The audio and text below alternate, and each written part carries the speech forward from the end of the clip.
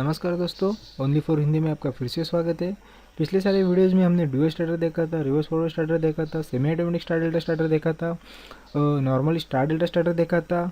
गलत तरीका कौन सा है वो वाला भी एक वीडियो देखा था कि उसमें बहुत सारे लोग वो वीडियो भी ट्राई करते हैं, वो वाला स्टार डेल्टा स्टार्टर भी ट्राई करते हैं, सर्किट में यूज़ करते हैं वो भी। और एक स्टार डेल्टा स्टार्टर देखा था जिसमें हम टाइमर सर्किट के बाहर लेके जा सकते हैं। और एक देखा था कि आपके पानी के टैंक के वाटर लेवल के ऊपर आपका पानी का पंप चालू या बंद कैसे कर सकते हैं ऑटोमेटिकली, वो एक देखा था वीडियो। फेरून नंबर्स कैसे देते हैं सर्किट डायग्राम में, वो भी देखा था। ट्रबल शूटिंग का एक वीडियो देखा था कि इलेक्ट्रिकल सर्किट में ट्रबल शूटिंग कैसे करते हैं। तो ये आपको सब नॉलेज तो आया रहेगा प्रैक्टिकली। नॉर्मली मैं प्रैक्टिकली आपको इसीलिए नहीं दिखा रहा हूँ कि जो मैं प्रैक्टिकली मैं आपको दिखाऊंगा मैं खुद वो करूँगा, पर आपको समझ में नहीं आएगा। जो एक्सपीरियंस होल्डर है उनको तो वो समझ में आ जाएगा, उनको खाली डायग्राम दिखा है तो भी वो समझ में आ जाएगा। पर प्रैक्टिकली जब करते हैं तो आपको इतना सारा वायर्स आ जाता है, जब रेडी होता है तो आपको कन्फ्यूजन होता है कि कौन सा वायर किधर गया है। इसीलिए मैं आपको प्रैक्टिकली नहीं दिखाने वाला हूँ। मैं आपको जो भी दिखाऊंगा वो कंप्यूटर के ऊपर ही दिखाने वाला हूँ, तो आपको वो एक ही डिस्प्ले में दिखेगा, एक ही स्क्रीन पे डायग्राम दिखेगा, कौन सा वायर कहाँ पे गया वो मैं आपको प्रैक्टिकली दिखाने वाला हूँ वहाँ पे। तो प्रैक्टिकली जो ब्लॉक यूज़ करते हैं उसके ऊपर ही मैंने आपको सब दिखाया है, तो उस तरीके से आपको डायग्राम बहुत आसानी से समझ में आ जाएगा। इस वाले वीडियो सेक्शन में हम कॉन्टेक्टर लॉजिक से सिंगल फेज प्रिवेंटर बनाएंगे। बहुत ही आसान तरीका है। नॉर्मली सिंगल फेजिंग क्या होता है, आपके पास अगर 3 फेज़ का मोटर है तो उसका कोई भी एक फ्यूज चला जाएगा तो वो मोटर सिंगल फेजिंग कहलाता है। उसके पास अगर मोटर के टर्मिनल तक जाने वाला जो कोई भी वायर ओपन हो जाएगा उससे भी सिंगल फेजिंग होता है। आपका रिले का आउटपुट है, कॉन्टेक्टर के इनपुट आउटपुट है, वहाँ पे लूज कॉन्टैक्ट की वजह से, स्पार्किंग की वजह से वहाँ पे आपका कार्बनेज होता है, उसकी वजह से भी आपका सिंगल फेजिंग होता है। आपके पैनल में जो आप वायर कनेक्टर यूज करते हैं उसकी वजह से भी सिंगल फेजिंग हो सकता है, वहाँ पे भी आपका लूज कॉन्टैक्ट होएगा, कार्बनाइज होता है, उसकी वजह से भी आपका वो मोटर सिंगल फेजिंग हो जाएगा। आपके कॉन्टैक्टर के किट्स होते हैं, वो किट डैमेज होने की वजह से भी सिंगल फेजिंग होता है। नॉर्मली कॉन्टैक्टर के किट फ्लैशिंग करेंगे, अगर ज़्यादा फ्लैश करता है कॉन्टैक्टर तो वहाँ पे कार्बन जम जाता है, तो वो कार्बन की वजह से भी आपके कॉन्टैक्टर के फिक्स और मूविंग किट में कॉन्टैक्ट नहीं हो पाता कार्बन की वजह से, उससे भी सिंगल फेजिंग हो सकता है। तो इसकी वजह से क्या होता है कि आपके 2 वाइंडिंग के ऊपर बहुत ज़्यादा लोड हो जाता है। अगर आपका रिले फेल हो जाएगा तो आपका मोटर जलने का बहुत ज़्यादा चांस होता है।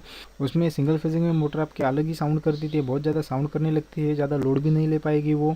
अगर यही कंटिन्यू चलती रहेगी वो कम से कम 100 डिग्री तक उसका टेम्परेचर चला जाता है, और उसके बाद आपका वाइंडिंग जलने का बहुत चांस होता है, उसका स्पीड भी कम हो जाता है मोटर का। तो ये नॉर्मली आपको सिंगल फेजिंग के इफ़ेक्ट होते हैं कि आपको सिंगल फेजिंग में क्या क्या दिक्कतें आ सकती है, ये सब थी। पर कॉन्टैक्टर लॉजिक से आप ये सब सॉल्व कर सकते हैं। मार्केट में भी आपको सिंगल फेज प्रिवेंटर मिलते हैं पर उसका लाइफ स्पैन ज़्यादा नहीं होता, नॉर्मली वो डैमेज जल्दी हो जाते हैं। तो आप एक कॉन्टैक्टर लॉजिक से ट्रस्टेड सिंगल फेज प्रिवेंटर बना सकते हैं। तो नॉर्मली ये डायग्राम ऐसा है कि जैसे आप ऑन पुश बटन दबाएंगे तो आपका मोटर चालू हो जाएगा, पर वो मोटर पहले से ही सिंगल फेजिंग है, आपका पहले से ही फ्यूज़ गया है। मोटर वो स्टार्ट तो होगा पर होल्ड नहीं होगा। जैसे आप ऑफ ऑन बटन छोड़ देंगे वो मोटर छूट जाएगा, मोटर चलेगा नहीं। तो ये आपको सर्किट डायग्राम बनाना है। तो इस वाले सर्किट डायग्राम को आप खुद बनाइए, खुद आपने बुक में बनाइए। वीडियो को स्टॉप कीजिएगा, वीडियो आगे मत देखिए, क्योंकि आप जब खुद डायग्राम बनाएंगे तो आपको बहुत ज़्यादा कॉन्फिडेंस आ जाएगा। पिछले सारे वीडियो तो आपने देखे हुए होंगे, तो आपको एक खुद का एक मज़ा अलग आ जाएगा कि आप मैंने बिना किसी के मदद से मैंने खुद एक डायग्राम बनाई है। तो अगर गलत है तो गलत है, सही है तो सही है, कोई प्रॉब्लम नहीं है। अगर नहीं आई तो भी कोई प्रॉब्लम नहीं है, मैं आगे आपको बताने ही वाला हूँ डायग्राम कैसे बनाते हैं। पर आप खुद एक ट्राई करके देखिएगा और उसमें बहुत ज़्यादा मज़ा आएगा आपको, क्योंकि आप खुद डायग्राम बनाएंगे। आपको करना सिर्फ ये है कि आपको ड्यूअल स्टार्टर बनाना है, और उस ड्यूअल स्टार्टर में आपको ऐसा इंटरलॉक डालना है कि जैसे आप ऑन बटन दबाएंगे और आपका मोटर पहले से ही सिंगल फेजिंग है तो वो होल्ड नहीं होगा। पर आपका जैसे ही मोटर समझा नॉर्मल है, सब फ्यूज ओके है, जैसे आपने ऑन बटन दबाया आपका ड्यूअल स्टार्टर होल्ड है, और रनिंग में आपका अगर मोटर सिंगल फेजिंग हो गया तो वो आपका जो मेन कॉन्टैक्टर है वो छूट जाएगा, आपकी मोटर बंद हो जाएगी वहाँ पे ही। तो आपको मैं इतना भी बताता हूँ कि आपको ऑक्सिलरी 3 कॉन्टैक्टर यूज़ करने हैं मोटर के आउटपुट में। तो वैसा करके आपको एक डायग्राम बनाना है। आप खुद डायग्राम बनाइएगा, वीडियो यहाँ पे स्टॉप कीजिएगा। चलिए आगे चलते हैं। नॉर्मली आप यहाँ पे देख सकते हैं ये आपका ड्यूअल स्टार्टर है, यहाँ से यहाँ तक ये आपका एम होल्डिंग है, ये मेन कॉन्टैक्टर का, ये ऑफ पुश बटन है, ऑन पुश बटन है, ये आपका ओवरलोड रिले है।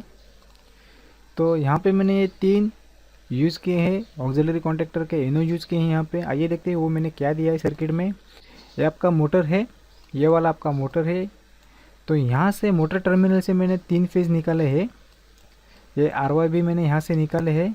ये तीनों फेज़ का वायर में 3 कोर केबल से लेके अपने पैनल में लेके जाऊंगा और वहाँ पे मैंने ऑलरेडी 3 ऑक्सिलरी कॉन्टेक्टर माउंट किए हैं। आप यहाँ पे देख सकते हैं ये 3 कॉन्टेक्टर है, ये भी 3 कॉन्टेक्टर है। अगर आपके पैनल में 3 फेज़ वायर न्यूट्रल के साथ आई है तो आप ये वाला कॉन्टेक्टर यूज़ कीजिएगा, 230 कॉइल वाला, तो आपको न्यूट्रल अवेलेबल है। अगर आपके पास पैनल में न्यूट्रल नहीं है, 3 फेज़ के साथ अगर न्यूट्रल नहीं है तो आपको 440 कॉइल यूज़ करिएगा। तो अगर आपके पास 3 फेज़ है और न्यूट्रल नहीं है तो आप सोचेंगे कि मैं कॉन्टेक्टर का एक फेज़ में कॉन्टेक्टर को दूंगा, एक न्यूट्रल ट्रांसफार्मर से दूंगा, तो वैसा मत कीजिएगा। आपको 3 फेज़ और सिंगल फेज़ कभी मिक्सअप नहीं करनी है। तो नॉर्मली आप 440 यूज़ कीजिएगा अगर आपके पास न्यूट्रल नहीं है। अगर न्यूट्रल है आपके पास तो आप 230 कॉइल का यूज़ कीजिएगा, कोई प्रॉब्लम नहीं है। तो आपको यहाँ पे क्या करना है कि 3 कॉन्टेक्टर यूज़ करने हैं। अगर आपके पास 440 कॉइल है तो हर एक कॉन्टेक्टर को आपको 2 फेज़ देने हैं। यहाँ पे मैंने R और Y दिया है, Y और B दिया है और B और R दिया है। ये R फेज़ ओपन हो गया, कट हो गया ये वायर यहाँ से, तो मेरा ये R वाला कॉन्टेक्टर भी बंद हो जाएगा और ये B वाला भी कॉन्टेक्टर बंद हो जाएगा, क्योंकि इन 2 कॉन्टेक्टर को मेरा R फेज़ मिल रहा है। पर जैसे ये कॉन्टेक्टर बंद हो जाएगा, या आपके जो कॉन्टेक्टर पिकअप होने के बाद जो NC हो जाते हैं तो वो NC आपके ओपन हो जाएंगे, यानी आपका सिर्फ Y कॉन्टेक्टर ही पिकअप हो जाएगा। ये 2 कॉन्टेक्टर आपके ओपन हो जाएंगे, इसकी वजह से आपका ये कॉन्टेक्टर छूट जाएगा, क्योंकि ये हमने होल्ड डाउन से कॉन्टेक्टर के कॉइल तक दिए हैं।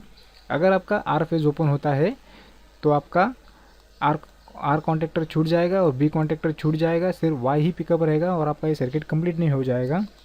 तो इस वाले कंडीशन में आपका क्या हो जाएगा कि जैसे आपका R फेज़ चला जाएगा, आपका R फेज़ चला जाएगा तो आपका सिर्फ ये R कॉन्टेक्टर ही बंद हो जाएगा, यानी आपके ये 2 कॉन्टेक्टर पिकअप होंगे, यानी Y कॉन्टेक्टर आपका पिकअप रहेगा और B कॉन्टेक्टर पिकअप रहेगा, पर आपका R कॉन्टेक्टर पिकअप नहीं होगा।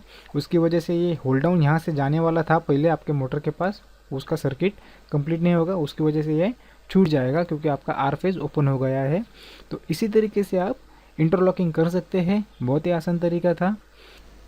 तो इस तरीके से हमने देखा कि आप कॉन्टेक्टर लॉजिक से सिंगल फेज़ प्रिवेंटर कैसे बना सकते हैं, बहुत ही आसान तरीका था। अगर आपने ट्राई किया है तो कमेंट में ज़रूर लिखिएगा, क्योंकि आपने सही किया या गलत किया मुझे भी सुन के बहुत अच्छा लगेगा। चैनल को सब्सक्राइब ज़रूर कीजिएगा। वीडियो देखने के लिए आपका बहुत बहुत शुक्रिया।